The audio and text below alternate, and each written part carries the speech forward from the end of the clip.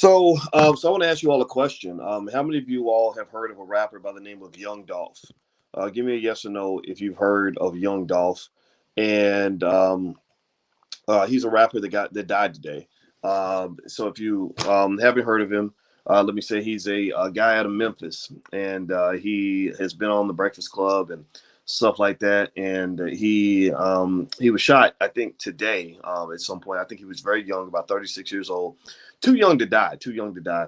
And I thought that since we're reading in the book club, we're reading Black Labor, White Wealth by Dr. Claude Anderson, and we're looking at Black history. I want to kind of start the conversation with something that's relevant to what's happening right now in our community. I want to start off by talking about Young Dolph and this homicide. And believe it or not, this really links to Black history. This links to the control of music and media, the things that are promoted by media, the things that others tend to buy from Black people. And this is important to understand because you have to sort of look at, and I'm going to talk about Young Dolph in a minute, but I want to talk about the context of it all. I mentioned to you guys on the podcast that 200 rappers died this year. Did you all know that? Give me a yes or no in the chat if you knew that 200 hip hop artists have died this year alone, just this year, 200. And you also know that the death of Young Dolph, his unfortunate homicide, occurred right after you had another hip hop tragedy about 2 weeks ago, less than 2 weeks ago, the Travis Scott concert. Y'all saw at the Travis Scott concert, fans died at the Travis Scott concert. That's going to be very expensive. Lots of lawsuits are being filed.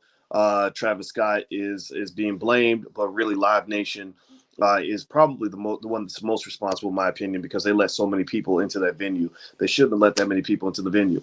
But let's talk about Young Dolph and kind of put it into context to why would I would even be discussing that as I'm reading from Dr. Anderson's book. And we're going to read from Dr. Anderson's book, Black Labor, White Wealth, in 1 second. But I think you have to really understand how the present is created by the past. Everything that you think is modern and new ain't nothing new under the sun. Everything you think, only exists in the present. The most important thing to understand when you're trying to understand Black history is to understand that you are living Black history. Everything around you was a manifestation, was a creation that was created during Black history. When I did a little thing on my Instagram, a short little video when I was in Denver visiting my daughter this week, and I showed some big, gigantic $100 million, $200 million skyscrapers. And I said, this is the real racism. None of these buildings are owned by Black people. White people own thousands and thousands of buildings that probably cost $100 million or more. Black people probably don't. I don't think Black people own one single $100 million building. Not one. White people own thousands. We don't. I don't even know of one that we own. Maybe there's one somewhere, but I don't know what that is. But and even if there is one, who cares? It's one out of 10,000 or whatever the number is. So here's my point. When you look at what happened with Young Dolph, and you put it in the context of history, I'll start with one interesting fact about Young Dolph. I read his whole bio. He was born in Chicago. I live in Chicago. He was a product of the drug era. Both of his parents had issues with crack. He was raised by his grandmother. Give me a yes or no in the chat if you know a Black person who's ever been addicted to drugs. Give me a yes or no if you know at least one Black person in your family that has struggled with drugs. Give me a yes or no. Yeah. Okay. Somebody said my father. Yeah, my father too. My father too. So why do I bring that up? Well, because a lot of what you're seeing right now, a lot of this death culture being promoted by death music comes from the drug era. It comes from the 1980s when they poured crack cocaine into Black communities, and their goal was to destroy the Black alpha males, to destroy the men that were going to actually lead the community.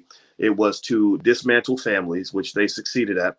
Crack was the only drug that had ever been created that anybody ever knew about that would make a mother not even take care of her child. Mothers were abandoning their babies over this drug. And as a result, you now have a drug culture. You have children who literally we're 2 generations in to the crack era. A lot of the young people now that are rapping and making music now, reflecting on their culture now, are literally grandparents of people that went through the crack era. There was a young man that was the child of a friend that I knew growing up. And he reached out to me because he'd heard of me. And I said, hey, brother, how you doing? He said, I'm doing good. Dr. Woods, I heard all about you. My mama told me about you. I said, yeah, how's your mama doing? And he said, well, I ain't seen my mama. I got raised by my grandmother, right? Again, typical story, right? It's happening everywhere. There's millions and millions of families are like this. This is not normal, by the way, Black people. This is not normal. Children should not be getting taken care of by their grandparents. The children should not be getting raised by grandparents. Grandparents are old, they tired. They ain't there to take over the babies, right? But that's a normal thing for us now. They've shifted your cultural DNA with this stuff that they've done to your people. So he's told me, he said he was a rapper. And I said, really? You're a rapper? Okay. To be honest with you, I meet a lot of rappers. We have an oversupply in the Black community of rappers. They're everywhere, and my dream, Dr. King had a dream. My dream is that we produce as many entrepreneurs as we produce rappers. If we could produce as many investors as we produce, hip hop artists and basketball players, we would dominate the whole game, right? But somebody marketed the idea of rapping as a way to get out of the trap or to get out of your situation. So okay, I said, okay, cool. He said, I'd like to send you my music. I said, okay, send me your music. I listened to the music, and within, I think, about the first 3 verses, first thing I heard was, I remember carrying my mother to the hospital when she overdosed. I kid you not. And I this is a true story. And I remember, so that was literally like the 3rd verse in the fucking song. And I said, what the hell kind of nightmare did they put on our people? What is this? This is not normal. It is not normal. And I had to tell this poor kid, I said, first of all of us need therapy. We all do. I said, I recommend some therapy. I said, I did not know this happened with your mama. And it's not normal to be 11 years old and you're rapping, right? To express the pain of having to carry your mother to the hospital after she overdosed. But then also, you remember, this is how you get money. You see, Black trauma is profitable. You see, there are people that truly believe that if you haven't been through a horrifically traumatic experience in your life, then you ain't Black. Just like Joe Biden said, well, you don't vote Democrat. If you ain't stupid enough to vote for me, even though I'm giving you nothing, then you ain't Black. So he in his mind, he thinks being Black means being stupid. And then at the same time, there are people in the music industry that if you ain't been through a complete hell of a childhood, if you had a happy, safe childhood where you didn't get beaten, shot, molested, abandoned, mistreated, or whatever, then you ain't Black. You have so literally, I'm listening to this verse, and he was telling this story about his mother and the drug overdose, partly as just a genuine reflection of the pain he experienced as a child. But there was a part of it that was like, yeah, I'm giving myself cultural authenticity that is necessary to get into the hip hop industry, because I know that you won't believe me if I tell you, hey, I had a happy childhood and I had 2 wonderful parents that raised me and took good care of me. You're going to think I ain't real. Like that, you ain't keeping it real. Remember, Young Dolph, he actually has a song, I think one of his hit songs, if I'm not mistaken. And I'm not making fun of the brother at all. I'm not making fun of him. I'm just giving you honest perspective from what I'm seeing. I literally had a song called Rich Slave. I think the song was called Rich Slave, and it was a hit, of course, right? I think he signed his cousin. His cousin's name was Glock something, right? Was named after like a Glock that you shoot. I saw a video that he did that was really showed a lot of talent. The video, I think, was called 100 Shots. 100 Shots. And so here's what I'm saying, and I'm not talking about Young Dolph on any level. I mean, he's young. I'm not in any way criticizing him. Far be it for me to ever critique a man who just went through something that terrible. But what you have with hip hop is you have the monetization of Black death and trauma. You have a death culture. You see, back in the day when Biggie and Pac got killed, that was like a big landmark event in the Black community, because we hadn't really seen that. You had seen rappers have beef. You had seen rappers argue. They settle it, they settle it on a record, or they have a breakdancing competition, whatever the hell they did, in the 80s and 90s and all that. But then it started getting extra real, right? Where Biggie, Pac gets killed, and then Biggie gets killed later. And I'm sure Diddy, I'm sure Dr. Dre, I'm sure Ice Cube, I'm sure Snoop, I'm sure all those guys could probably tell you at least 10 stories where they almost ended up in the cemetery too. Well, that's kind of where it began. And it's not coincidental that all of this death culture began within hip hop right in the middle of the crack era, and right at the same time that Joe Biden and his buddies were passing the Clinton crime bill, right? At the same time they're building all the prisons. They said the perfect people to put in these prisons are these black men who we have defined to be menaces to society and their children. So they built those prisons for you. Those prisons were roach motels that they were going to use for young black children. They saw black children as something, as people that added no value to society, and they wanted to see them fill up the penitentiaries. And they said, let's go poison their music so that they rap about death so much that they will be excited about death. They will be excited about going to prison. And what do you have 20 years later? You got Lil Nas X and his old raggedy ass doing videos where he is in the penitentiary twerking like it's Disney World. That's how sick the culture has become. You go to the Travis Scott concert, which wasn't nothing. I mean, I'm not even into metaphysics and the spiritual stuff. My wife knows a little bit about it. I'm not really into it as much as some of my friends, but they showed me stuff where I said, man, that's a satanic ritual. This dude's doing satanic rituals and people are dying at the concerts.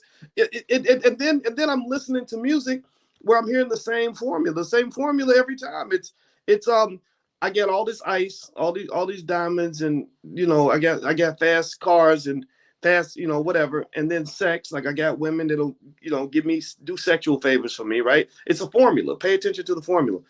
In the video, I got the hood in the background because the hood showing you that I'm in the hood really allows white people to feel like I'm authentically representing what they believe to be a genuine black experience, right? So my videos are shot in the hood where it's something real awkward. It'll be like a raggedy corner store in a broken down neighborhood, but they'll have like a brand new Ferrari in the middle of like this war zone that's been abandoned by the Democratic and Republican parties, right? With no support, no financial investment, no opportunity, no nothing.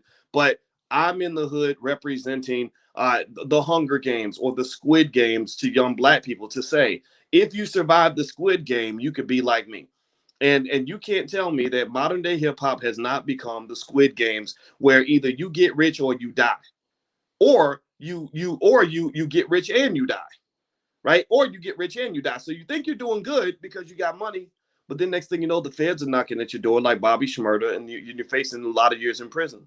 Or you're like the 200 rappers that died this year because you are in the middle of a vibrational energy of death that is so unbelievably, shockingly devastating that death is all around you. Death is all around you. And when death is all around you, death is eventually going to come for that ass. Eventually, the Grim Reaper shows up on your doorstep and suddenly it's game over. So our rappers today, and this goes back, I'm going to start reading from Dr. Anderson's book, Black Labor, White Wealth in a minute, because this all relates to history. Dr. Anderson, Claude Anderson, has come on this platform and talked about why rappers who do the minstrel shows, and I'm not saying Young Dolph is in that category. Again, I'm not here to speak on him because that's not appropriate and not in that way, right? But he said that this is all part of history. This is for many centuries. White people have always rewarded you for entertaining them, right? And if you go to a lot of these concerts, like when you look at that Travis Scott Astro World concert, I didn't see that many black people at the concert. There was one little black boy that died, and he was there with his father, which was very sad for that family. But most of the people at the Astro World concert were white people who are fascinated with genocidal culture that exists within the black community. It's very exciting for them. So when I look at what happened with this brother, makes me very sad. There will probably be another artist that will be dead within the next 2 weeks because hip hop artists are literally dying about once every week or two now. I want to say, wait, scratch that. I'm sorry. If 200 died last year, that's 4 a week. So that's 4 per week. And so the biggest curse in the world is in economics, they have a term called the winner's curse. The winner's curse is when you think you won, but really you lost. You think you're the champion, but really you're the biggest loser, or you're gonna pay a price for your success that is higher than the price you bargained for. To some extent, some would say on the spiritual level that maybe you even made a deal with the devil and you didn't even know it. Well, hip hop is to me a place where you have the winner's curse, where you have a guy like Young Dolph, super talented, super smart, could have done anything with his life. And I listen to when I watch videos, I watch the imagery and I listen to the lyrics. I'm always listening for the formulas in the song. I'm listening for the materialism. I'm listening for the references to irresponsible sexuality in terms of how you view women. I'm listening for the weapons, right? I got Glocks, I got, I got AKs, whatever, right? I'm listening for I'm listening. What else am I listening for? I'm listening for the drugs, right? That's another thing that the commercialized hip hop has transformed into. Is it is a consistent marketing campaign to maintain the drug culture that destroyed the lives of so many people in this chat. So many of you right now, give me a yes in the chat if you feel that somebody being hooked on drugs messed your life up. Do you feel like, and I'm gonna raise my hand because my father, my biological father, his name was Boyce. He went to prison for drugs, right? So it's really mind-boggling to me, and it's something that I really want Black people to process for a moment. Is I want you to just kind of think about the fact that so many of you have had your lives ruined by somebody that was hooked on drugs, and yet you quietly sit there and you allow these record labels, these people out here that are buying the toxic music, and the people that are supporting this industry, monetizing Black death to continue the culture that led to your devastation and your trauma. If you've ever had a relative that was hooked on drugs or an alcoholic or any of that stuff, it is a terrible, terrible feeling. And they are doing everything they can to make sure that the young guy who's 22 years old, who could become anything, who could do anything with his life, they get him hooked on drugs as early as possible so he turns into another DMX. They're creating, that's what they're doing. They're not just creating them in a one-off capacity anymore. They're mass producing this because that is part of the formula for oppression. Capitalism and all the ways that they've made money off Black people since the beginning of time is manifesting itself within hip hop, because what they've done is they've monetized Black death and monetized Black trauma. Every time you hear an artist on a song, Jay Morrison brought this up today when I was on his Instagram. He said every time they say I'm gonna kill that N word, right? He said, ask yourself how often are they allowed to say I'm gonna kill that Jewish guy, or I'm gonna kill that Asian guy? Are they allowed to say any of that? Or I'm gonna kill that gay dude, right? Are they allowed to say that? No, they take that shit off the radio immediately. They do not market the death of any of those groups of people. They only market your death because your death is profitable, and also because your life does not matter. Don't come to me with that nonsense about Black Lives Mattering, because Black life don't matter to you if you are marketing and monetizing the death of our young people. Seriously, it's ridiculous. It's nonsense. And also, don't come to speak of that Black Lives Matter crap to me, because I'll tell you what, if Young Dolph had been shot by a cop, y'all sons of bitches will be protesting in the street right now. Seriously, I'm not just talking to the white people, I'm talking to Black people too. You would be, if he had been shot by a white police officer, you would be out in the street marching and crying and say, "Oh my God, that winds is gonna stop. Oh my God, this is terrible. I can't take it. What am I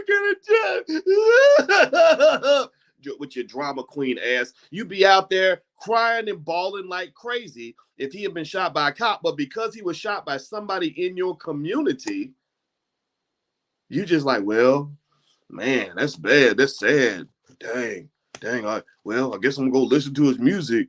That's it. There's nothing. Nothing will come out of this. There will be no movement. There will be no stop the violence. There will be nothing. Nothing.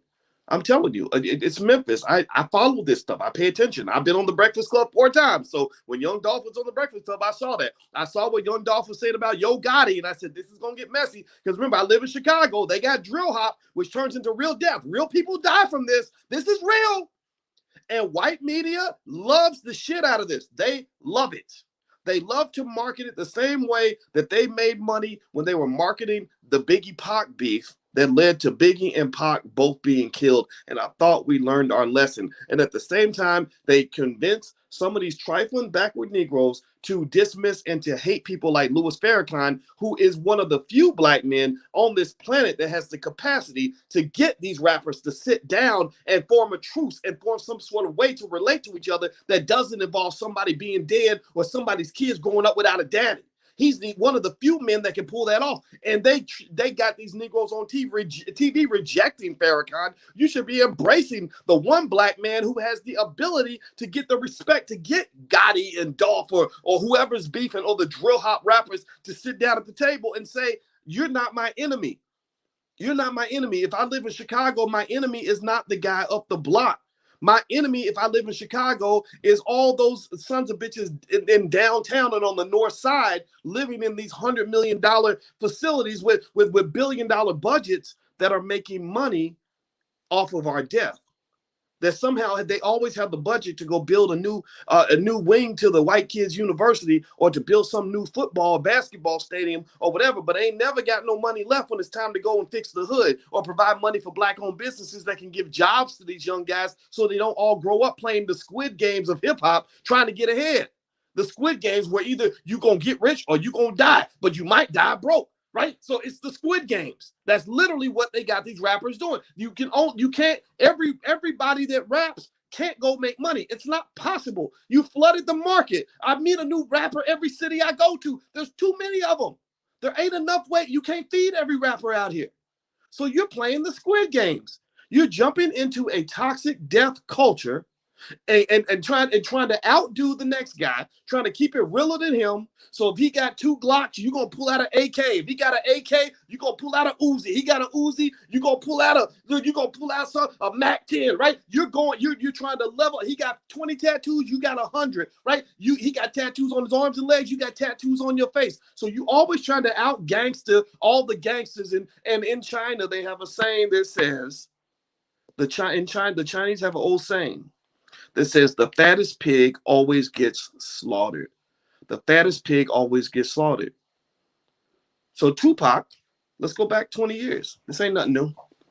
Tupac became the fattest pig. He out-gangstered all the gangsters. He became the most gangster that there was. He out-gangstered the gangsters. He won the Squid Games.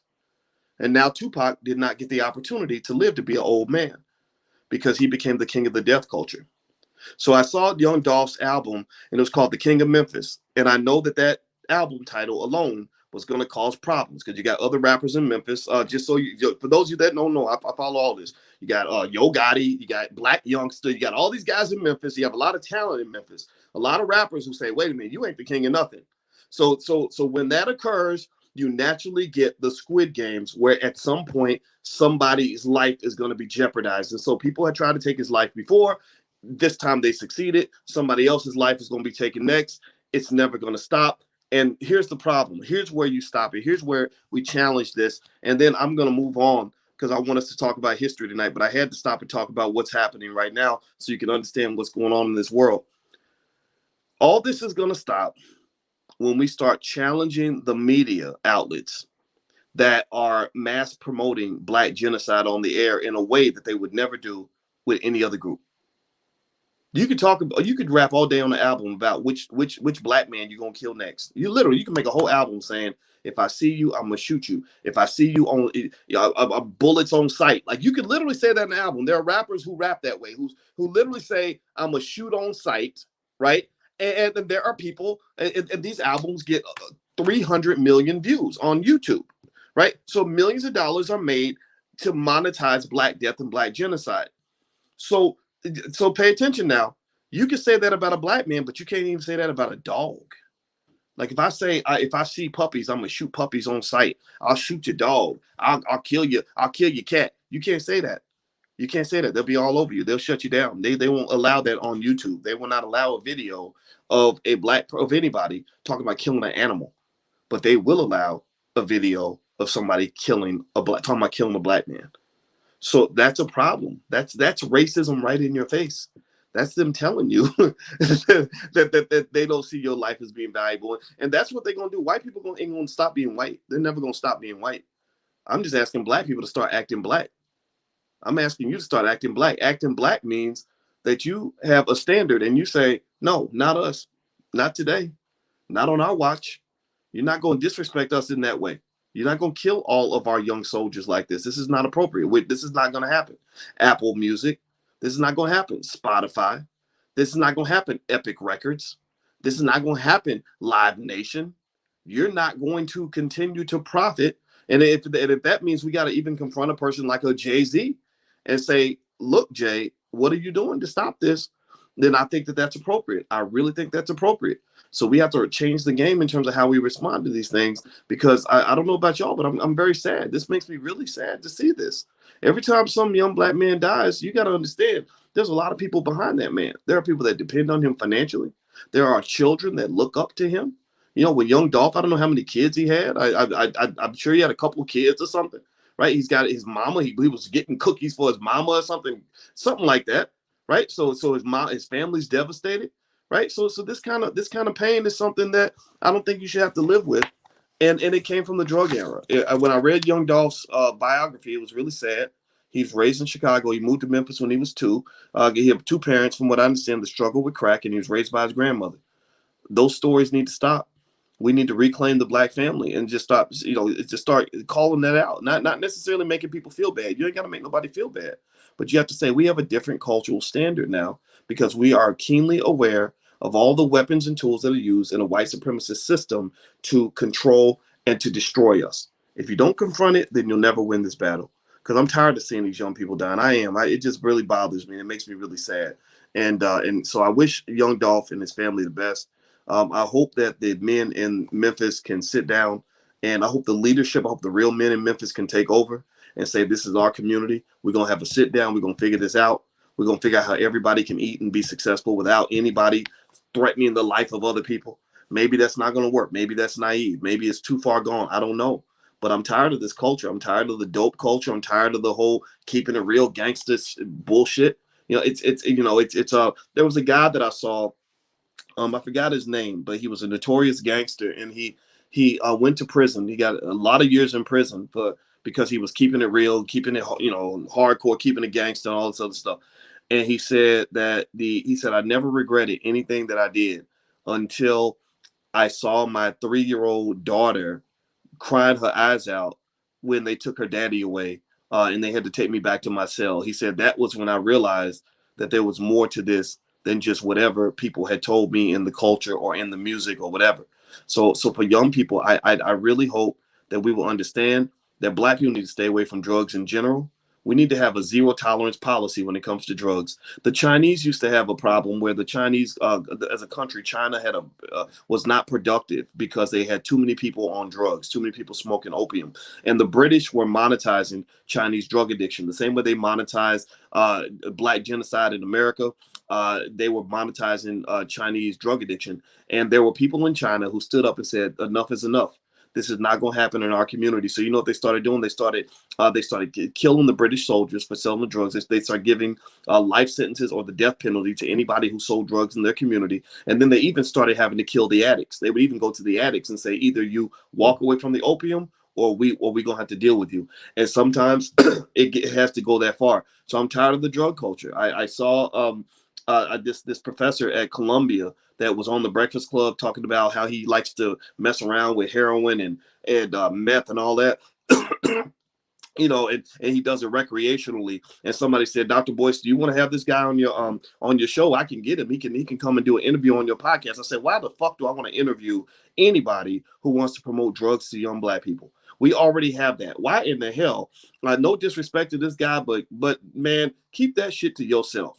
Do you understand what it feels like to be in a family where you had to deal with somebody getting hooked on drugs, where you got somebody that was supposed to protect you that can't protect you now because they chasing after the dope, somebody that was supposed to be a teammate for you in life who's now stealing money from you because they fallen in love with some kind of powder or some kind of pills? Do you know what that feels like? Like, how in the hell? How dare you? What the hell's wrong with you, man? Seriously, and I'm just being honest. I had to be 100% honest. This guy, I think I'm not gonna say his name because I don't want to be. I'm not going to engage in cyberbullying. But this guy, I just said no. I'm not interviewing him. Black people don't need more promotion of drugs in our community. How about we promote something that's actually going to allow our children to live? How about we promote things like black empowerment? How about we promote loving black women? Can't that be the new drug? Can't black love become our new drug? How about black excellence? How about we promote reading? How about we promote doing math? Thank you, Tarita. How about we promote things that are going to make us better as opposed to things that are going to ruin us? So I think really the control of black media is extremely important. The control of our own educational system, extremely important. The control of the messaging that goes into the ears of our children, extremely important. We got to take back all of that because I'm gonna tell you, they have weaponized your music to kill you. So anyway, y'all hear me coughing and stuff. That obviously means that I'm talking too much about this. So let me drink some water, and I'm gonna start reading from Dr. Claude Anderson's book, Black Labor, White Wealth. So I'm on page 130 on the book Black Labor, White Wealth, which you can get a copy at powernomics.com. And this talks about white indentured servants, temporary labor only. The dream of living in a world with unlimited free land and economic opportunities appealed to impoverished whites while still living in Europe. Many whites were willing to sell or contract their labor to white landowners for an opportunity to live and work in the New World. For the cost of transportation from Europe, many whites signed indentured servitude contracts. A typical contract lasted for 7 years, but actually it rarely lasted beyond the servant's 21st birthday. Unlike slaves, white servants retained some personal rights, for example, the right to sue, testify in court, etc. At the end of their period of servitude, they received monetary compensation and basic necessities for establishing a homestead and earning a living. Disgruntled indentured servants occasionally renegotiated their contracts in order to receive better provisions, or they simply broke the contracts by fleeing and establishing their own homestead on the frontier land that was available and free to any white person. The instability of the white servant labor force killed the indentured servant system. By the mid 1600s, it became clear that indentured white servants were not meeting the plantation owners' labor and production needs. Moreover, the landowners could not impose complete physical and psychological control over white indentured servants. Therefore, the landowners could not maximize profits. So, a big part of the reason that they historically wanted black people as slaves is because they tried it with white people and it did not work. So to this day, remember, nothing is new under the sun, right? So when you're talking about black people being selected for certain jobs, certain roles in society that really aren't for anybody else, or the way they will look at a black man who is say a rapper, and they'll say, okay, that makes sense to me, a black man rapping about being in the hood or whatever. But then they'll see a black man who's an accountant or an engineer, and they're confused by that. Well, that really goes all the way back to slavery. So even during slavery, they said, okay, let's try some white indentured servants. That didn't work. Then they said, let's try to enslave the Native Americans. Well, that didn't work because Native Americans basically made it clear. They said, if you try to make us slaves, we will hunt you down and we will kill you and we might cut your throat in your sleep. So they said, okay, that's not going to work. So they said, okay, let's go to black people because they were able to control you psychologically and physically in ways that they could not control anybody else. So I'm reading Black Labor, White Wealth.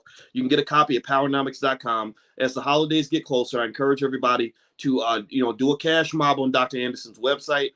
Buy copies of these books for your relatives. If you got it like that, if you got $100 or a couple hundred you're gonna spend on Christmas gifts, go buy a bunch of copies of these books and give them away to your relatives. You may want to order them now so that they can so you can have them by Christmas time. I really encourage you to do that. That's one of the things I'm going to do. I'm going to give away copies of Powernomics to everybody I can. All right, so they said here, since the landowners had abandoned using captured Indians as slaves, whites found that black slavery, which was flourishing in the Caribbean and South America, was the most viable labor alternative. Furthermore, England had recognized the enormous economic potential of supplying slaves to the plantations. Though England had hoped to keep North America as an English nation, labor demands in the North American colonies persuaded England to organize the Royal African Company in 1672 in order to supply and coordinate her slave trading activities in the world. With the labor question resolved, the expropriation of Indian land to European whites had to occur as quickly as possible. Between 1607 and 1887, European whites acquired nearly every valuable square foot of Indian land via theft, legal discrimination, and occasional purchase, and the violation of more than 371 Indian treaties. The American government's redistribution of Indian land amounted to preferential treatment or affirmative action for white settlers, especially when combined with the government's facilitation of black slavery. So this is how white people got all the wealth. Basically, they had weapons and they just took things from people, right? And so this is something that I think when you're talking about the reparations debate, I really believe that part of this reparations conversation and making this all political has to involve mass education of our community so we can understand where the wealth comes from. Remember, when you're talking about wealth in America, it didn't just happen like that, just magically. When I go through downtown Chicago and I see that every single multi-million-dollar building is owned by white people, that didn't just happen because white people were smarter or that they got lucky. It happened because historically they pretty much stolen all the wealth from other people, right? So when you go and you look in the hood, and we were talking earlier about the rapper Young Dolph and all the rappers, not just Young Dolph, but really all of them, when they're rapping in the hood, and I want you to look around. I want you to pay attention to how there's so much poverty. I want you to pay attention to how much there's so much devastation. I want you to pay attention to the desperation of the people there. So effectively, all this was created and manufactured. You can even go to cities like Atlanta, and I was running through West Atlanta, and I remember noticing abandoned apartment buildings that looked like nobody should even be living there, but there were people living there. And I also saw abandoned grocery stores that would have able-bodied young black men just sitting on the corner doing nothing. The only people I saw in that area that were making money was the white and Latino construction crew that had come from the suburbs to that area to build an apartment building. And then also the only other area of prosperity I saw was I saw a church that looked beautiful. And I saw a liquor store that was, or like a corner store that was owned by an Arab guy. That's literally what I saw. And this was in Atlanta, right? When you got these black Democrats in there that really aren't doing anything for certain classes of people. All right. So let me keep going. So let me keep reading here. All right. So Black Labor, White Wealth, page 131. They said, moreover, to increase land utilization, some states like North and South Carolina granted free land to white settlers simply for owning slaves. So just by owning slaves, you got free land. In 1663, these states offered 20 acres of land to every white male who owned a black female slave.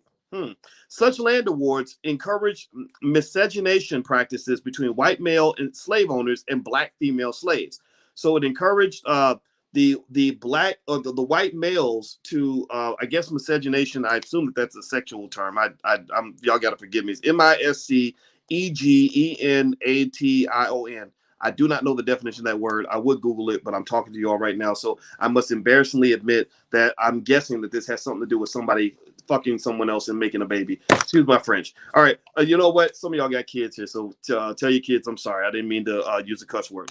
All right. So this practice also increased the slave owners' slave holdings and raised the black female to a higher, more acceptable level over the black male slave. So part of the reason that maybe you see in hip hop where you'll see black men playing the Squid Games or the Hunger Games in order to get that one opportunity to be a rapper or to be a baller, it's because the black male, particularly the heterosexual black male, has been marginalized and pushed to the side of American society. That's why integration is not just a failed policy in general, but integration does not work for the black male because there is no space for a black male, a heterosexual black male, to integrate into this society. If you go to most universities, if you go to most corporations, you won't find very many heterosexual black males. You will find feminized black men or black men, who keep their heads down, right? Who kind of bow, yes or no, so that kind of stuff. But when you talk about black men that really have the kind of bravado, this is why hip hop, I think, is so popular among so many black men, is because that's one space where black men are allowed to still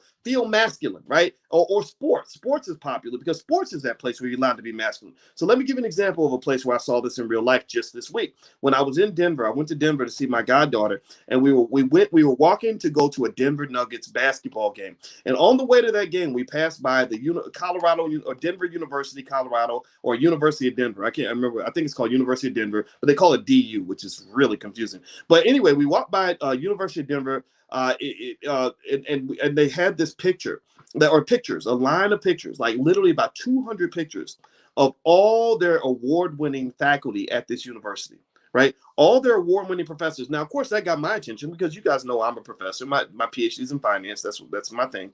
And so I'm looking at the wall, and I told my wife, I said, I bet you that I won't see more out of these 200 people. I bet you I won't see more than one or two black people. And I may not even see any, if I see a black person, it'll probably be a black woman. Out of those 200 people, I think I saw one black female. I saw zero black males, not one single black male anywhere. Now, let me finish. There's more to the story.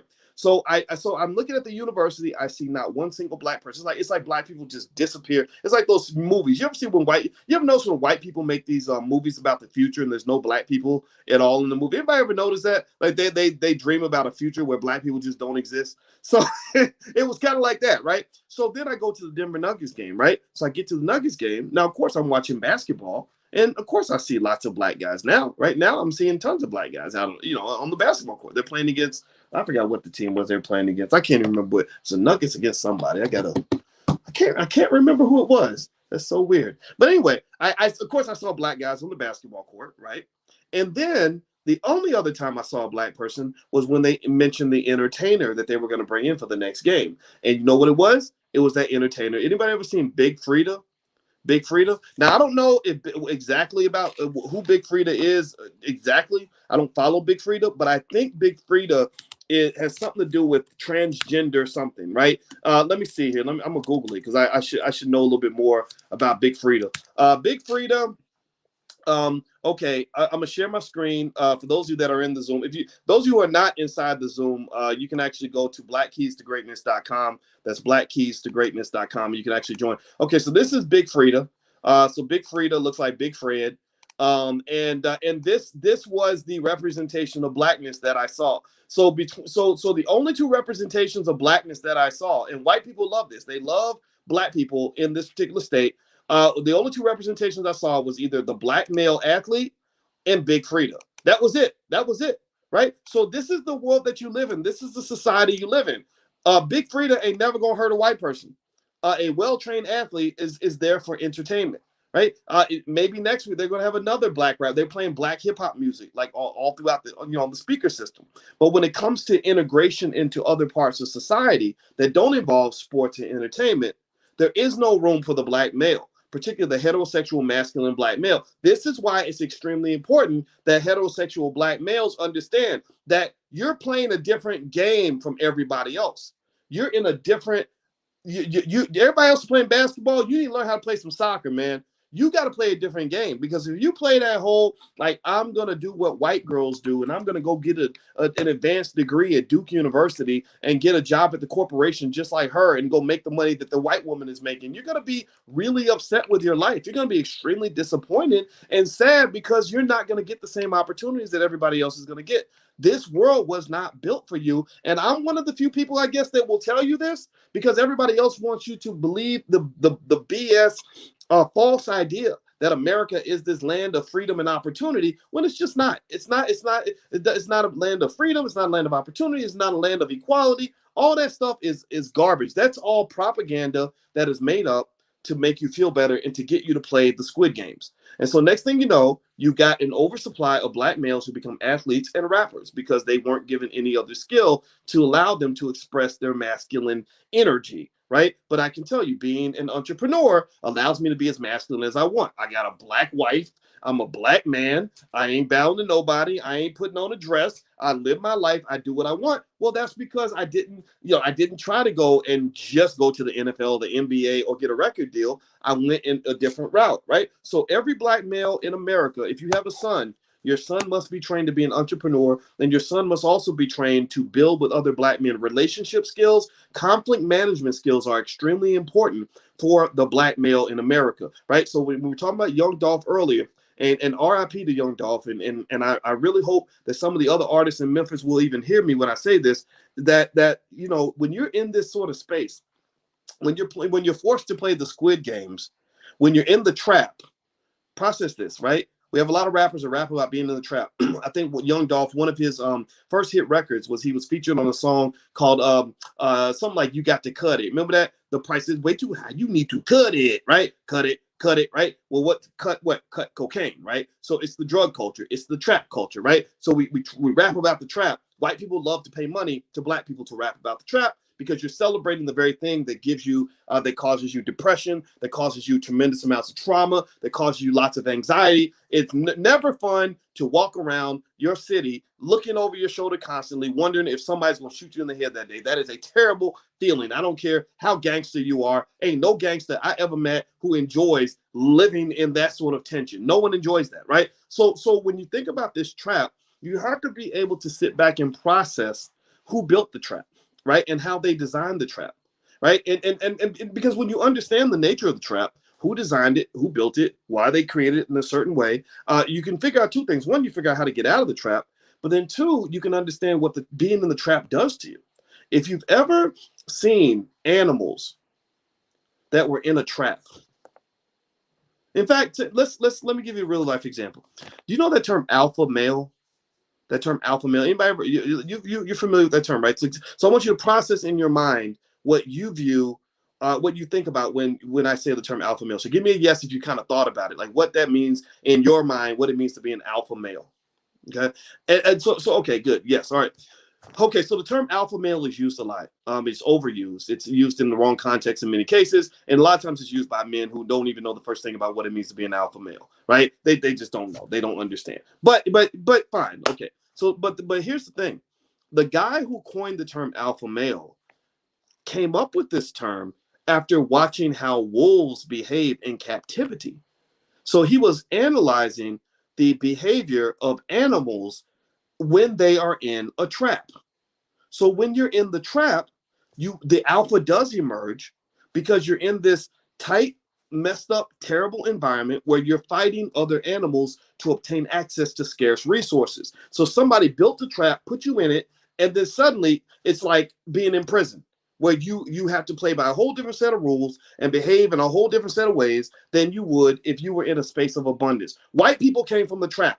Europeans came from the trap. Europe was the ultimate trap. After the Black Plague, a third of Europe died. There was no food, no stability, no government, no safety, no nothing. So people pretty much became thugs in order to survive. They just literally, that's why they were ahead when it came to weapons. They were ahead in terms of the brutality of how they would kill each other because they were forced to live in the trap like animals trapped in a terrible situation who had to do whatever it took in order to survive. So that's why when they came to Africa, the Africans weren't ready for that because the Africans they were living in a space of abundance. They had plenty of everything, so they were willing to share. The Europeans were kind of like that person who just got out of jail, who's literally hiding pieces of bread in his jacket pocket because he's thinking he might not have no food to eat later on that day, right? So ultimately, white people can build the trap because they really, I believe, honestly, in the very beginning, they came from the trap. And people that come out of the trap kind of see things a little bit different, right? So that term alpha male actually emerged from how he watched how wolves behave when they are in captivity. But what they found was that wolves that are free, that live in a free, happy space where there's plenty of abundance, they don't behave as alphas. They run in packs and they form group-based relationships with one another. There's not this whole idea of one person being the alpha and everybody else submitting to the alpha. That those rules don't apply when you're in a healthy environment, right? So that term alpha male, I want you to just really research that and understand that it's typically used in the wrong context. And the guy who actually coined the term was begging media outlets later on to stop using the term like that, to stop using it as some sort of example of what men want to be. Because the strongest men, the men who are most likely to survive, the men who are most likely to thrive, are not those who dominate and oppress everybody around them. The men most likely to thrive and survive are those who can form healthy relationships with the people in their environment. So when I think about the strong men in the community, I'm not thinking about Debo who rides down the street with a wife beater on a bike and beats people up and says, "You got I got $5." No, I got $5. Like that's not a person that you can build a community with. Right? The Debos are the ones that you remove from the community. The strong men in the community are the ones who are representing and protecting a family, who are in a cooperative, healthy situation where they coexist with others, where everyone can thrive. So they're not dominators, they're leaders. Leaders are people who make everybody better. So you compare it to, like, say, LeBron James versus Michael Jordan. Michael Jordan was an alpha male, but Michael Jordan was also a big prick. A lot of guys have terrible stories about Michael Jordan. They say playing with him was terrible because he was such a mean guy.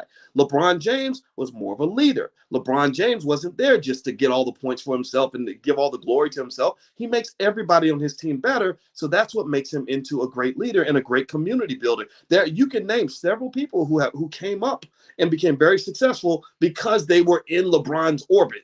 Right. So that's what leadership looks like. It's the ability to form healthy relationships. So I would hope that when you're looking at these environments where you've got this king of the hill thing going on, in Memphis, it's just like Chicago. Memphis is kind of a baby version of Chicago, where you're everybody's playing the Squid Games, where all the rappers are competing with each other to see who can be the king. So Young Dolph comes out with an album called The King of Memphis. Everybody gets mad. Next thing you know, Young Dolph is down, right? Well, I think that we should aim and pay very close attention to the way black men relate to each other. So when you're raising your sons, you got to teach them two things. One, how to start their own business. White man ain't hiring you. White man ain't going to take care of you. He's not here to take care of you. Another man does not take care of another man typically if that man don't know you. That's just life. That's just how it is. It sucks, but that's just the reality of it all. Number two, learn how to form healthy relationships with other people so that others will want to cooperate with you and work with you, right? So then you can have a choice. If you run into bad energy, you either know how to get away from it,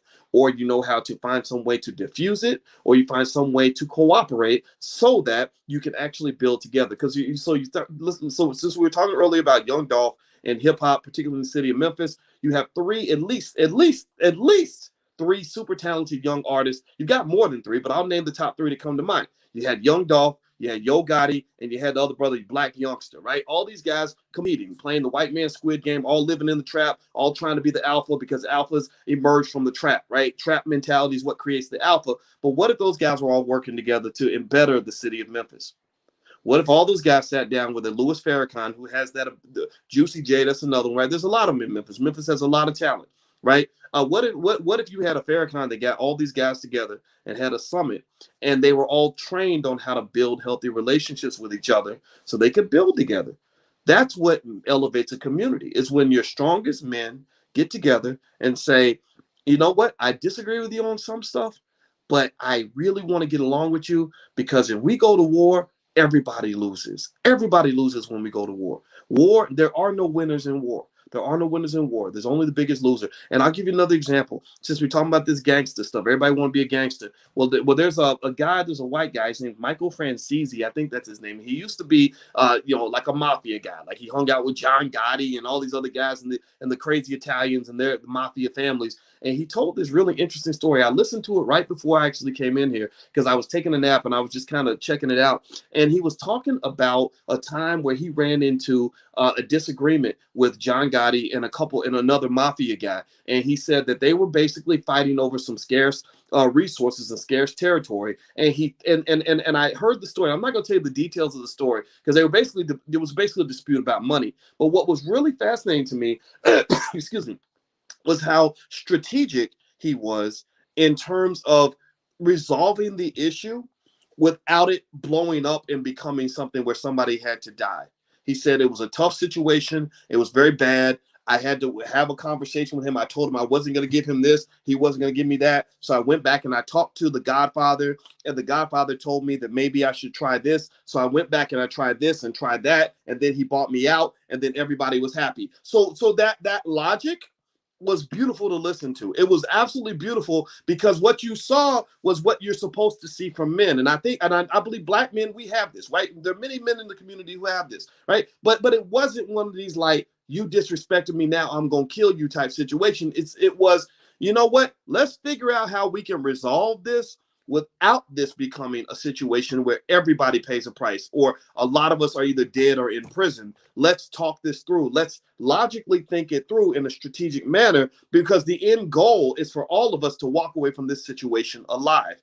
That is how you resolve conflicts. And these are skills that are learned. Even the way he went back to talk to his OG about it to get guidance on how to handle the dispute. These are skills that young black men need to have because if you don't have that, then what you have is you have a whole community with, again, this is what happens when they send all the fathers away and all the gang leaders away to prison. You have a community full of traumatized black men who were raised by mothers who are super hyper emotional, who don't have much guidance, who are just going to get mad, rattle off, pull out a gun and shoot each other at the first sign of a difference of opinion, right? That's what's happening all throughout the industry. And what's also happening is that you have white-owned media that's pouring flames or fuel onto the fire. They're pouring gasoline onto the fire because the more gangster you are, the more publicity they give you, right? So it's kind of a double-edged sword, and it's really terrible to watch, and that's really what's being done to your young people. All right, so let me keep reading more. I'm reading on Black Labor, White Wealth, page 131. Let's read this. This part is Black Labor, the greatest source of white wealth. Before discussing more recent ways that whites have created bridges to wealth and power, it would be beneficial to take one final look at the economic impact that black slavery had and continues to have on economies in America and worldwide.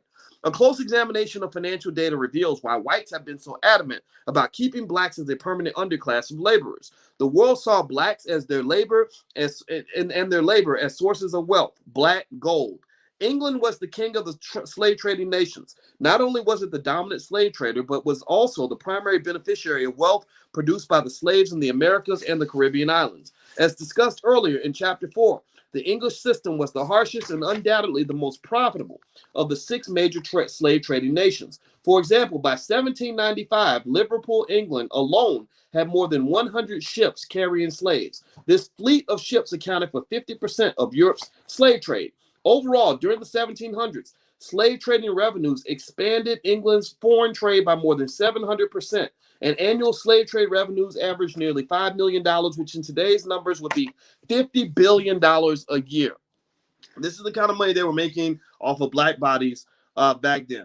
Slave trading and the related commercial activities were so lucrative that these activities alone elevated England from a poor nation to the single most powerful nation in the world.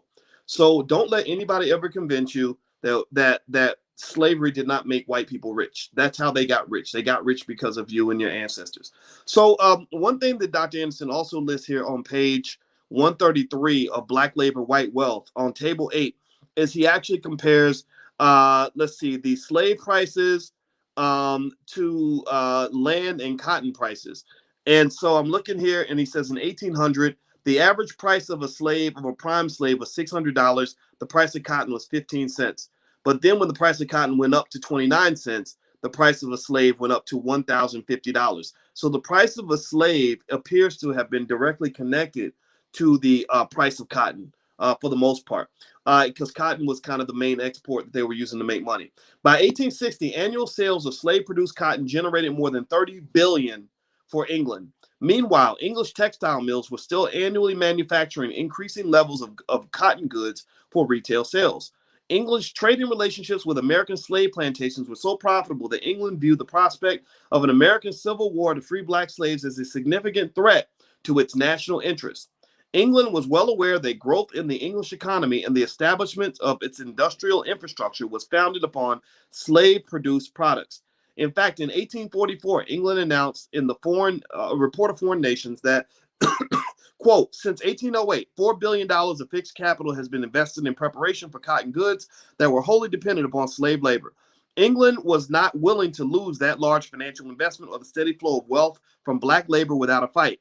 In an effort to maintain the institution of slavery that had benefited the English nation for more than 2.5 centuries, England offered to intervene in American domestic affairs in order to prolong slavery. In addition, many within England's private business sector contributed financially to pro-slavery organizations in America. So what he's basically saying is that the English wanted slavery to continue. They were willing to help the South because they were making a lot of money from black slaves, and that appears to be the big point that's being made there. So wealth produced in the southern states. The bottom of page 133 in Black Labor, White Wealth. You can get a copy at powernomics.com.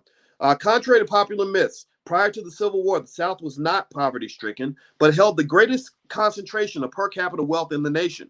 Each of the nearly 5 million slaves represented not only a labor device for income, but also a commodity, a negotiable instrument. Slaves constituted a medium of monetary exchange that could be bartered or accepted as collateral when currency or other valuables were in short supply. So you were kind of like the original Bitcoin or something, right? You were the black coin. So they literally could use slaves to get mortgages. You could use slaves as collateral for loans. You could use slaves as a form of currency. All these things. A white person with a slave never lacked economic opportunity, since his human capital could always be transformed into other forms of wealth if necessary. Ironically, before the invention of the cotton gin, slavery was on the decline. The value of slaves had dropped to an average of $400 to $500 for a prime field hand. At this low market value, some northern slaveholders were setting blacks free in an attempt to cut their losses. More than 30,000 were freed around 1790, but within a decade, prices began to rise and track cotton prices. A half century later, on the eve of the Civil War, a prime slave was typically valued at $1,600 to $1,800. So a lot of you may not have known this, but slavery was about to actually come to an end in the late 18th century, the late 1700s. The cotton gin, the invention of the cotton gin, resurrected slavery because suddenly you were able to make money because your slaves were more productive because of the cotton gin. Land ownership, whites' second great source of wealth, did not surpass slave ownership as the primary form of wealth accumulation until well after the Civil War. The profitability of black slaves as a wealth-producing commodity was so great that anything short of a civil war would have had little, if any, effect on the slavery system. The $7 billion capital investments in black slaves in 1860 exceeded all other business investments in the North, South, and federal budget combined.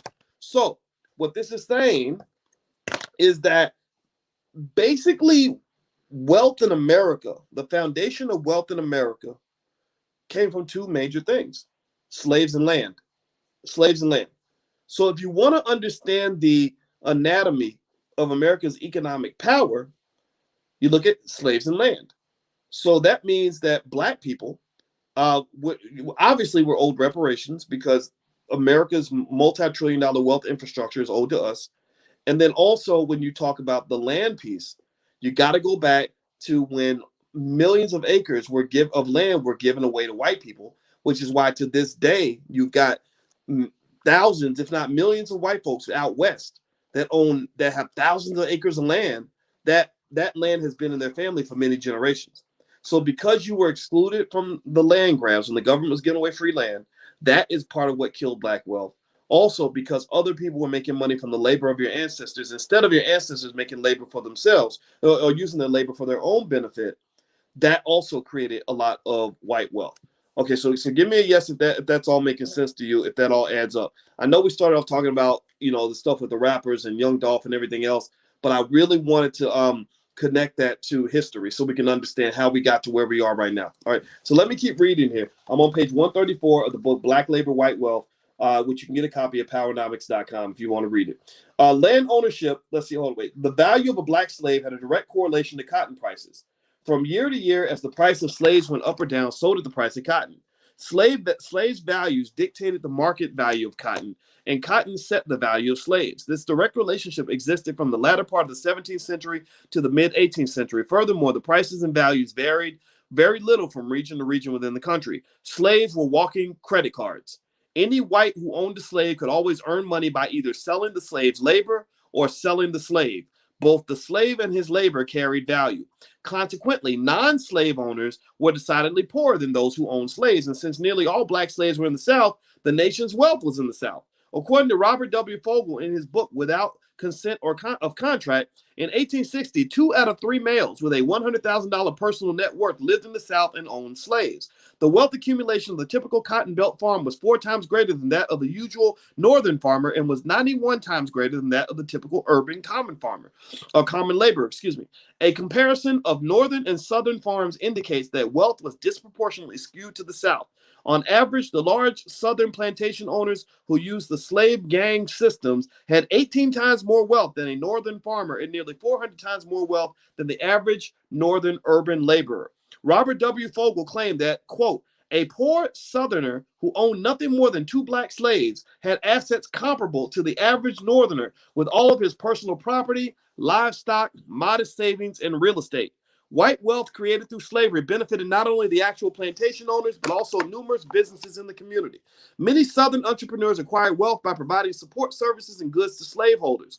Some Southern businesses could survive by providing services and goods ranging from household effects and farm tools to the leather slave restraints sold exclusively to plantations. So not only were you a valuable commodity, but they created a whole industry around your captivation. So it makes me think about hip hop, right? Going back to when we were talking about Young Dolph and all this stuff earlier, and how you've got this toxic death culture with what happened with Travis Scott, what happened with Young Dolph today, what the 200 rappers that died this year. So you got this toxic death culture that is making so many people rich, and they built a whole economy around it. There's a whole economy around Black Death, right? Everybody's making money when there's Black Death. There was a guy I knew who was a cop who talked about how he was a black cop that really wanted to connect to the black community. So he was dealing with that struggle. And one thing he told one of the young brothers was, he said, look, do you understand how much money gets made when I arrest you? He said, when I arrest you, I get paid to go to court. He said, the lawyers get paid, the judges get paid, the court administrators get paid. All these people get paid. So they built an entire economy around Black incarceration. And America is driven by money. So when you're looking at things like the Clinton crime bill from 20 years ago that Joe Biden pushed through, you're talking about economics. The economics is what drives all of this. They built these prisons and they said, let's build an economy around incarceration. And so when they build an economy around incarceration, they're not going to lock their kids up, but they needed somebody to be locked up. So they said, let's change the laws and let's lock up Black people because we don't like their asses anyway. And we want to eliminate and exterminate them by any means necessary. So ultimately, when you're really thinking about this, you got to think about the economics. The economics kind of drives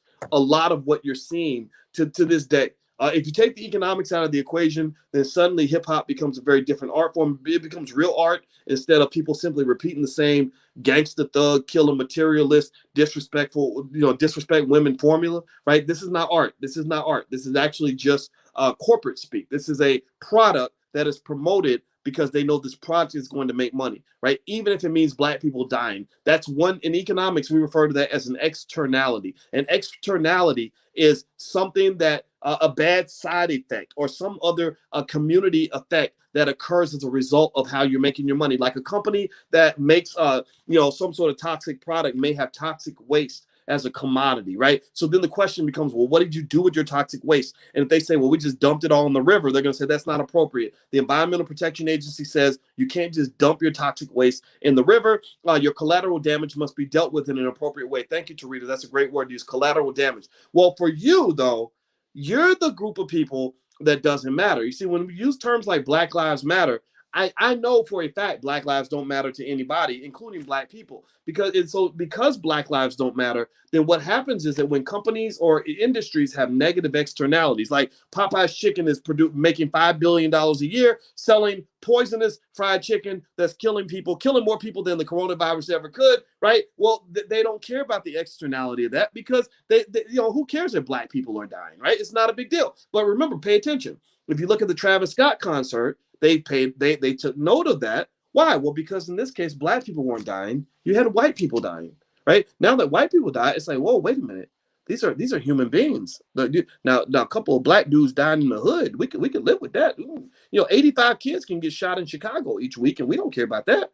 But eight college kids, 10 college kids died at a Travis Scott concert. Well, this is getting out of hand. Right? That's why, for example, if I make a song, I can make a song about killing Black people all day long. I can literally say in my song, I saw that nigga on the block. As soon as I see you, you're gonna get shot. I'm gonna shoot you on sight, so you better not be out at night. I'm gonna kill your mama and I'm gonna kill your dog and I'm gonna kill your whole family tomorrow. I can literally put that in a song, and that song, if the beat is dope, right? Because the producers are talented, they can get you to drink your poison to a beat, right? Then I can like get a Grammy for that, right? I can get 100 million views on YouTube off of that, right? But again, if I talk about harming another group that is seen as more valuable than Black people, like white women or gay people or Jewish people, then that song will be taken off the radio and I'll be punished, right? I'll get canceled for that. So this is something you have to pay attention to. All right, so let me keep going. All right, so, and this all goes back to slavery. That's my point. It goes back to the fact that you've always been commodified. There are people that have always created economies around things that are harmful to you. Other externalities, like, for example, there's environmental racism that's emerged now, where they find that whenever they're trying to put up these electrical wires that are giving everybody cancer, well, they always end up in the Black neighborhood, right? Or when they're thinking about, what was another one that I saw that was real interesting. They were doing stuff like mold and asbestos and all that stuff. Now we're not learning like that stuff like does terrible things to you and causes memory loss and all this crazy stuff. I bet you like millions of Black kids grew up breathing in mold every day and nobody ever said anything, right? And asbestos and all this other stuff. So a lot of times that might be part of the reason why so many of our young adults have neurological disorders. Is because they grew up breathing things that will be toxic to other people. But again, because they're Black, it's not a big deal. Or the lead poisoning in the water. You saw the Howard University students that were complaining about the mold in their dorms, right? So a lot of these things, these externalities, these negative externalities are allowed because you're Black and because Black life does not matter. You're still 3/5 of a human being, maybe not even that much. So let me keep going. So it said. So let's see here on page 135. Black labor, white wealth. Dr. Anderson says farms and small town businesses sustained themselves by buying and selling slave produced products. Businesses supporting plantations generated massive amounts of capital, which was circulated throughout the communities. The multiplying effect helped establish and sustain southern seaport towns like Charleston, Savannah, Norfolk, and New Orleans. After the slaves were emancipated, those who had founded their livelihood in exploiting free black labor, the potential financial consequences. Feared the potential financial consequences. Former plantation owners, merchants, bankers, shippers, clerks, and in fact, the entire Southern community had a vested financial interest in maintaining a large and cheap supply of labor. And this explains why it's very clearly seen and stated that the states that have the most black slaves also have the most black prison inmates. Because basically in America, what they did was they simply said, okay, we've got to find another way to enslave them. So they put that little clause in the 13th Amendment that a lot of you know about that says slavery is illegal unless you've been convicted of a crime. So then they say, okay, let's just change the law and give black people extraordinary sentences for minor crimes so that then we have an excuse to enslave them. And then along comes years later, the Clinton crime bill, where they say, okay, we got this problem. These kids in the hood, we can't control them. We don't know what to do with them. We look at them like animals. And so we also want to make money. So how about we make money cleaning up society? And cleaning up society means the extermination of the black male, right? So they build all these prisons. Joe Biden and his buddies build all these prisons. These prisons are very profitable, and they need to fill them up. So they fill them up with people like you. That's what it is. They built so slavery never really went away. It just kind of kept changing form. And a lot of us don't see that. So this idea of making all this progress is just a false idea. All right, so let me see here. He says Reconstruction failed to provide the former slaves with any measurable economic start. The denial of 40 acres and a mule ensured that these former slaves would never comprise a part of the American ownership class. Moreover, the larger white communities restricted blacks from producing and marketing products that competed with white businesses or farmers. Cultural customs and laws forced the newly emancipated blacks to conform to the historical image of blacks as common laborers. I'm gonna underline some of this because I need to kind of break this part down for you so you can understand exactly how this is identical to the life you're living right now. So let's start with the first part. He says the denial of 40 acres and a mule ensured that these former slaves would never comprise a part of the American ownership class. So let me ask you all a question. So what he's saying here is that you freed the slaves, you laid them off of their job, right? And you put them out. They got fired from their job. So now they don't even have a place to live. They don't even have food to eat, right? And they have no assets. So they're going out into the world with no assets, no skills, no nothing. All right, so let me ask you all a question. How many of you feel like when you entered adulthood, you had no assets at all? You had no financial assets. You didn't own any property. You didn't have any money in your bank account hardly. You didn't own any stock. You didn't own any businesses. How many of you started off with that? Give me a yes if you were in that category. I was in that category too, right? No inheritance, no nothing. Okay. So then what occurs is what happened to our ancestors. So our ancestors were in the same position as you. So in 150 years, ain't nothing changed. Ain't a damn thing changed. It's the same formula, just a new day. And my goal is to change that formula. That's why I'm talking to you guys about the ownership of assets, because it's time to change the damn formula. But it's hard to do that when people have this illusion of inclusion, that because white people are being nicer to me, that somehow I've made progress, when I look at what you own and you don't own anything more than what your ancestors own. So here's the other piece of it that's really fascinating. So what did they do with the slaves when they left their job? Now, first of all, Dr. Anderson has talked about black people who actually went back to slavery because they just were like, well, what are we supposed to do, right? So they literally would go back to the plantation and be like, boss, at least you can give me a place to eat and some food, right? So what did they do? Well, a lot of them became sharecroppers, right? Okay, so what does sharecropping involve? Right? Sharecropping involves a scenario where the good white folks, right, your so-called allies, come up to you and they say, you know what? I think black people should be free, and I love you. Black lives matter to me. So I've got some land, and I'm going to loan you, just like they do with these record labels, right? The record labels, that when they give you an advance, that ain't a real advance. That's not real money. That's a loan, right? I'm going to loan you your tools. I'm gonna loan you your land. I'm gonna loan you some resources, right? And I can charge whatever I want. I can tell you, you know what, the land I'm owning you, it's worth, I don't know, in today's dollars, it's worth $1 million, and every shovel is worth $1,000, whatever, right? I can put whatever price on it, right? It's a loan, and then you can work the land and pay me back, right? Right. So you don't. So what you got to understand is how the game is working right here. What I'm doing is I'm creating a game where I'm naturally going to be the winner.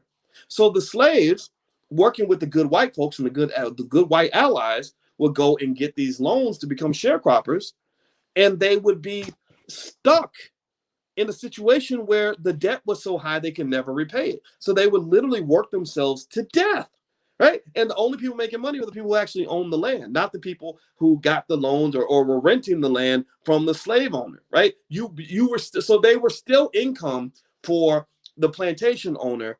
It was just a different game. The game was played in a different way, but same outcome, same outcome. So pay attention now. Here's where I'm going with this.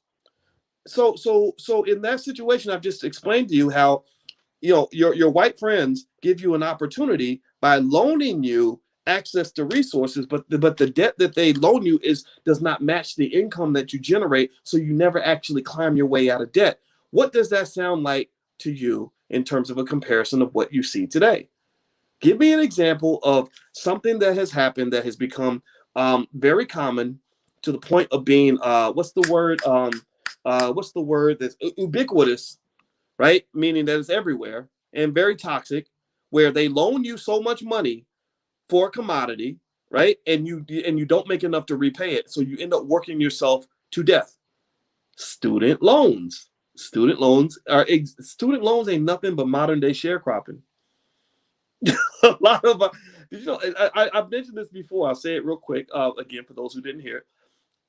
The half of all black college graduates never repay their student loans. They can never repay them. It's too much.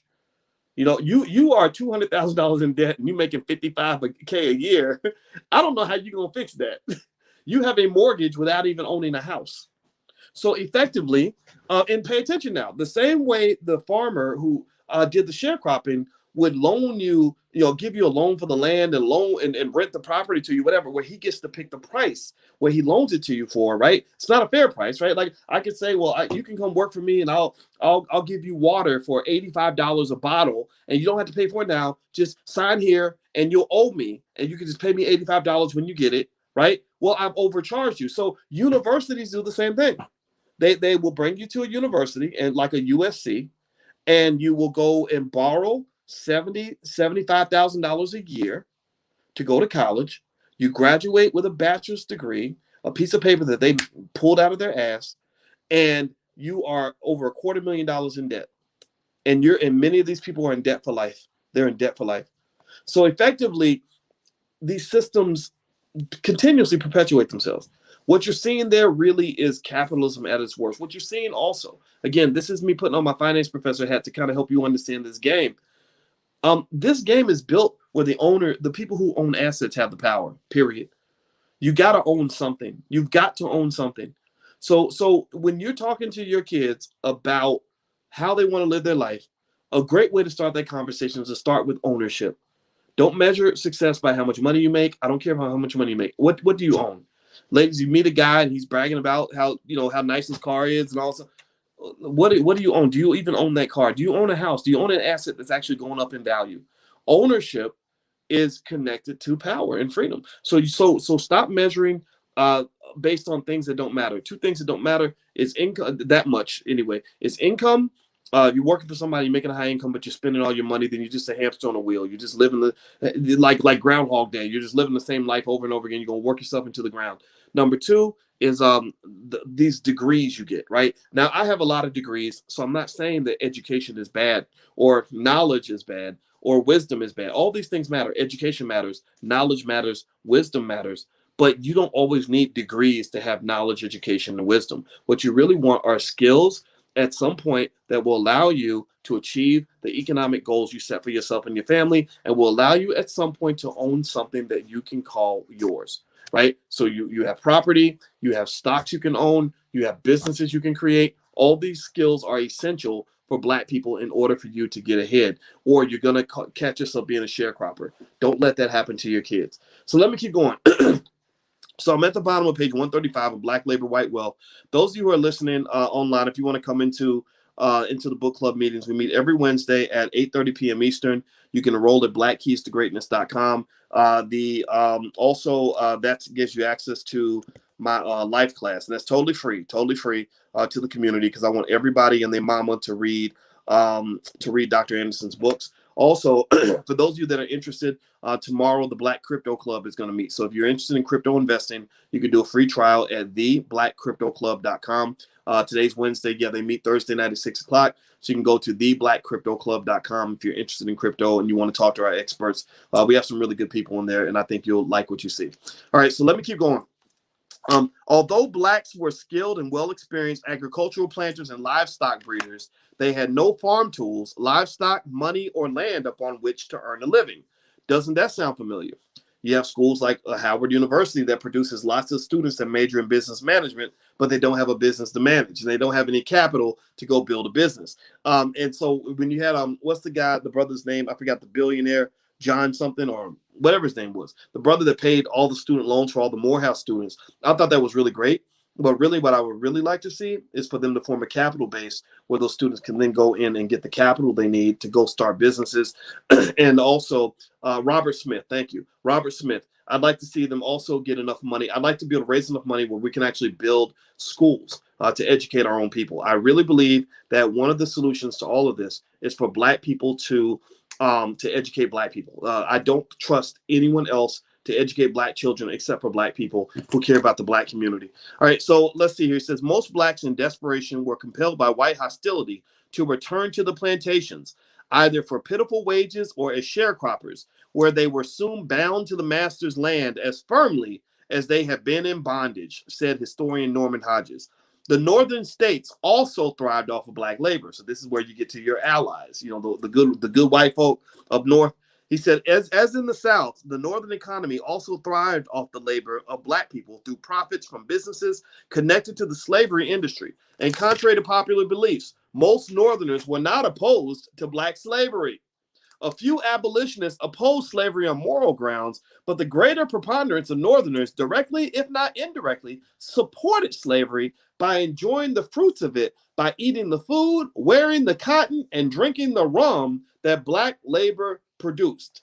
New England, the home of the Quakers and anti-slavery forces, had 3 times as many textile mills as the entire South. These mills manufactured, processed, retailed, and generally thrived off of slavery-produced cotton. The first cotton mill in the U.S. was built at Beverly, Massachusetts around 1808. By 1817, slaves were annually producing more than 126 million pounds of cotton that had a value of approximately $15 million for processing in northern textile mills alone.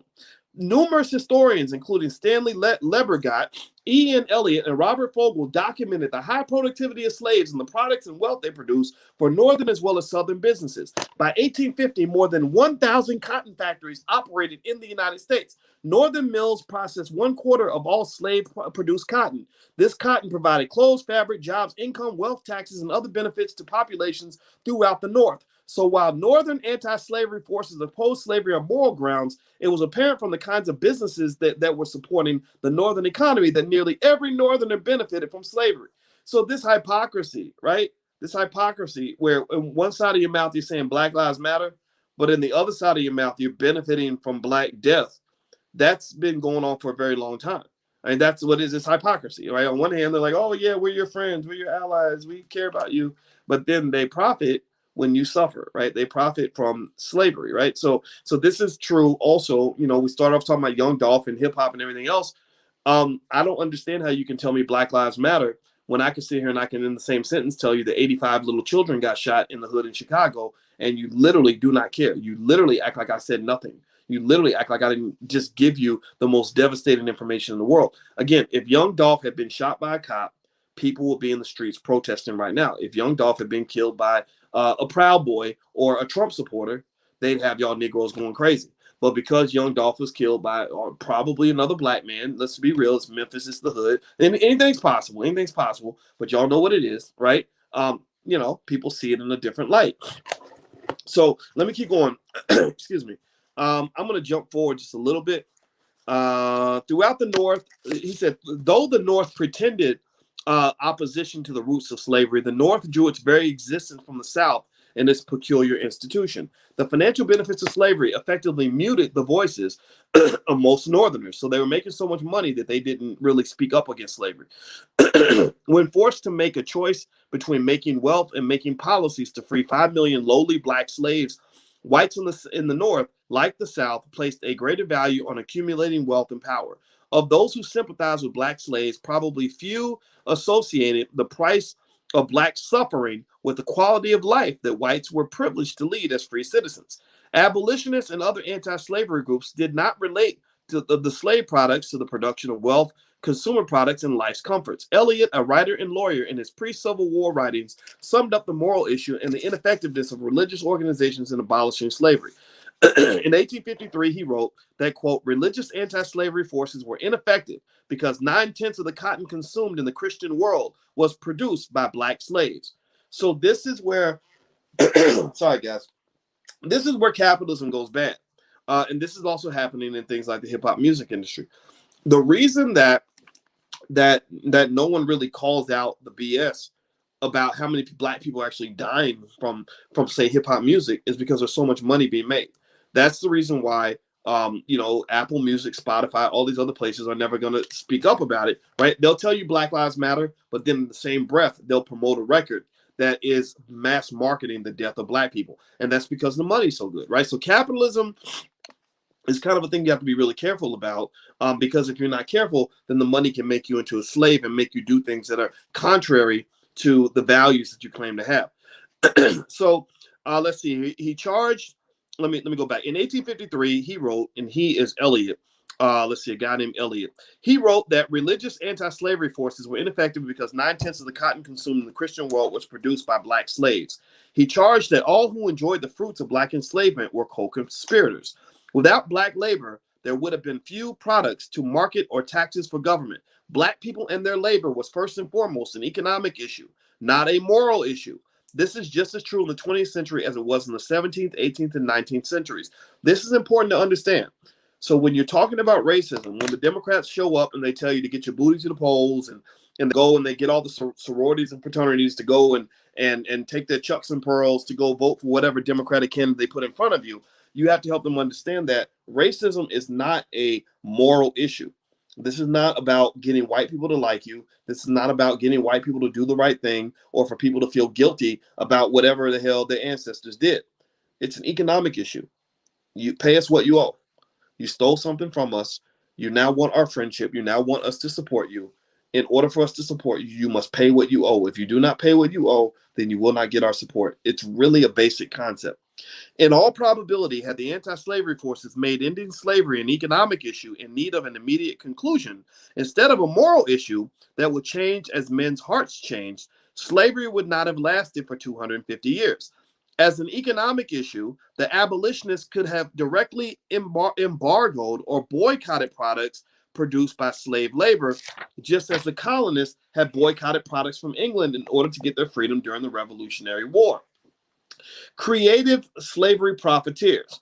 During the off seasons, or when a slave owner had more labor force than work, he would rent out slave crews on a mobile basis to surrounding farms. According to several historians, it was quite common to see large slave gangs moving on the roads early in the morning or late in the evenings between plantations or farms. These slave gangs were often rented to other planters or to local factory operators. Fairer-minded slaveholders would even allow slaves to contract out their services in day labor and retain a portion of their earnings. The few slaves fortunate enough to have such masters were often able to save enough money to eventually purchase their own freedom. Other small businessmen earned sizable incomes by auctioning or breeding black slaves. Auctioneers established offices in major slave entry points in seaport towns such as Charleston, Norfolk, and Baltimore. The typical auction fee was a commission of 2.5% of the total sale cost of the slave.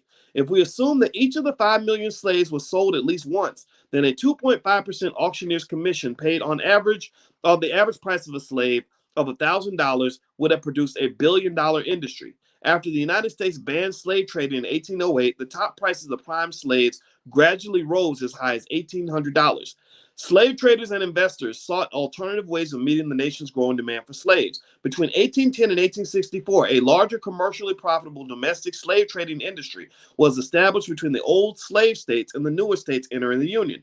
Slave breeding emerged as a profitable industry. So when they couldn't bring slaves into the country, they started making the slaves make babies, and that's when you got these breeding farms. So slave breeding emerged as a profitable industry. In 1810, a full one-third of the profits of plantation owners in the older regions of the South resulted from breeding slaves for sale in the interstate slave trade. White males used their power to manipulate the sexuality of black males for economic gain. This is why you have so many rappers rapping about sex and the whole, let's have sex with everything kind of lifestyle, right? This comes, again, from slavery, that whole slave bulk culture. They used to breed them. They used them to breed with their own slaves or lease them out for stud service. Most large plantations had a stable of black slaves to perform stud services, which brought in money from neighboring farms. Every newborn black baby represented hundreds of dollars in capital gain to the slaveholder. Black studs, like prize bulls, brought the top dollar in slave trading. Similarly, black females were advertised and sold for their reproductive potential, especially teenage females. Even older black females had higher value if they had successfully given birth to a child. According to one commentator, quote, a fair price for a healthy 30-year-old Negro woman with a child was one-fourth more than that of a non-breeding woman. So this is what they did to you. This is what they used to control you. This is how your culture came to be.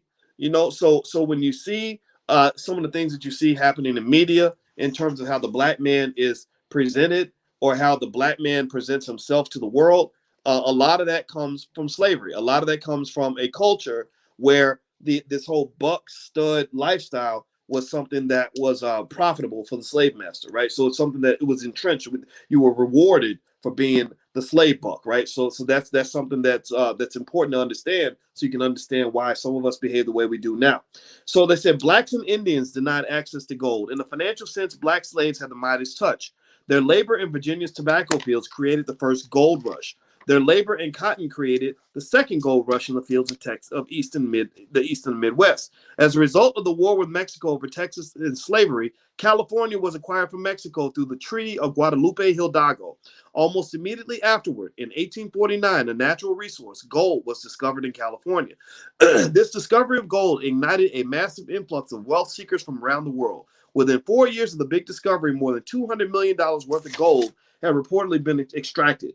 National race-based economic preferences and immigration policies emerged that were adopted in the California gold fields. The two groups who had contributed the most toward the building of the new nation, Indians with their land and blacks with their labor, were systematically excluded from participating in the gold rush. So there's more to talk about. I think this is a good place to stop for tonight. I'm reading Black Labor, White Wealth by Dr. Claude Anderson. You can get a copy of the book at powernomics.com. That's powernomics.com. So we started off, for those of you that came in and might feel a little bit confused, we started off talking about hip hop and we're talking about the death of Young Dolph. But I think it's important to not just talk about what's happening, it's to talk about how we got to where we are. So that way we know how to move forward, right? So ultimately what you're seeing in the connection here is that black dysfunction, black trauma, black chaos is very, very marketable, right? So when 200 rappers get killed, they don't care. As long as black people are dying, it's not a big deal. It's like that. It reminds me of that Tom Sawyer book. I think it was Tom Sawyer, or the Huckleberry Finn. It's called Huckleberry Finn, where they asked them. They said there was a fire, and they said, "Did anybody die?" And they said, "No, just 2 Negroes died." And they say, "Good. I'm glad nobody died."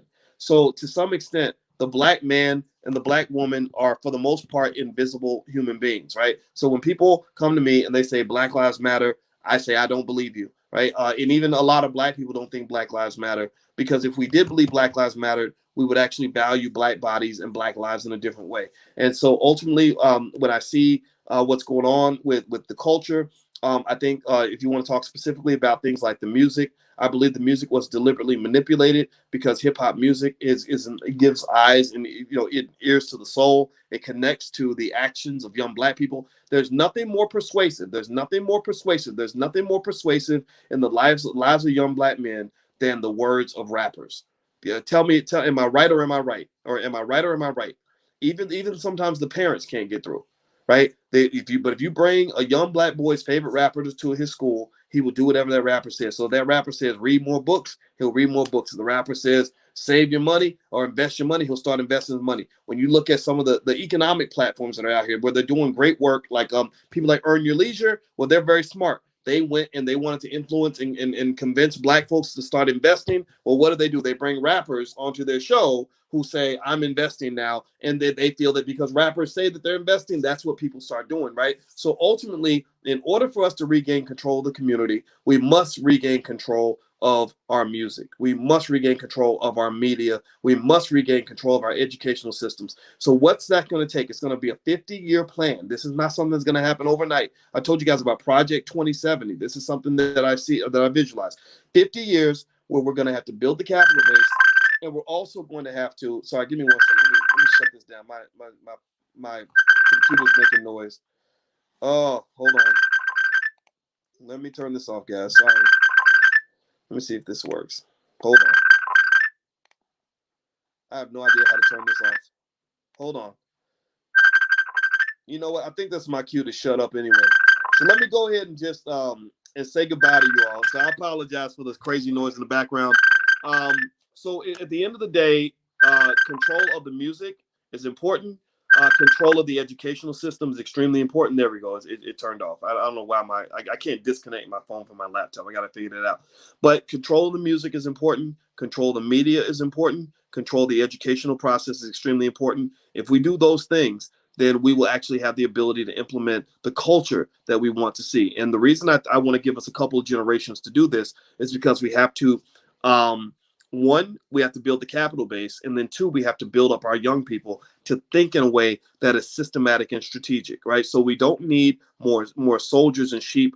We need leaders and lions. We need system builders. We need people that are going to say, okay, you know what? I don't really know if I want to play in the NBA or NFL. I get more excited about forming my own sports league. I don't know if I'm going to go work for that white man. I get more excited about getting together with other black people and forming a business, right? I don't know if I want to be a consumer all the time. I don't care about having fancy clothes and cars and all that. That's nice, but I'd really rather be a producer of these commodities so that I can sell these things to other people. So if you do that, then I think at the end of the day, you're going to see a better community. Everybody isn't going to win. Everybody isn't going to listen. But a lot of you are listening, and I encourage you to keep on going in that direction. Your children are going to be the chosen children, and your people are going to be the ones that are going to win. So anyway, I got to go, guys. I hope you guys have a great night. By the way, so don't forget that tomorrow the Black Crypto Club meets. So if you're interested, you can go to theblackcryptoclub.com. If you want to get a copy of Dr. Anderson's books, you can go to powernomics.com. That's powernomics.com. I'm out. Have a good night, everybody. Sorry about that noise in the background. I apologize, but I'll see you guys tomorrow. So take care. I'll talk to you soon. Peace.